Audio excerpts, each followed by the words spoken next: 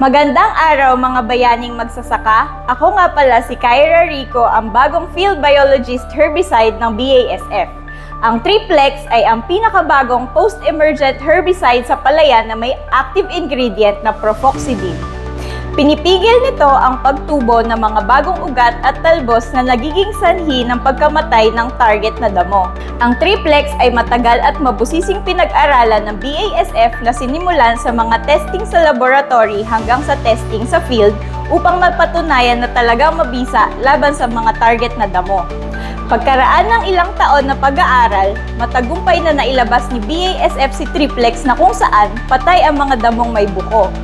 Espesyalista ng trigu-triguhan, kitang-kita agad ang epekto ng pinakamalakas na active ingredient na profoxidine na kayang kontrolin ang mga damong may buko sa palayan. Sunog ang damo sa loob ng 5 hanggang 7 araw. Sa bisa ng Triplex, siguradong sunog ang damong may buko. Patay ang telebisyon at palaymaya. Sigurado ang epekto sa mga damong may buko. Triple target sa Triplex! BASF. We create chemistry.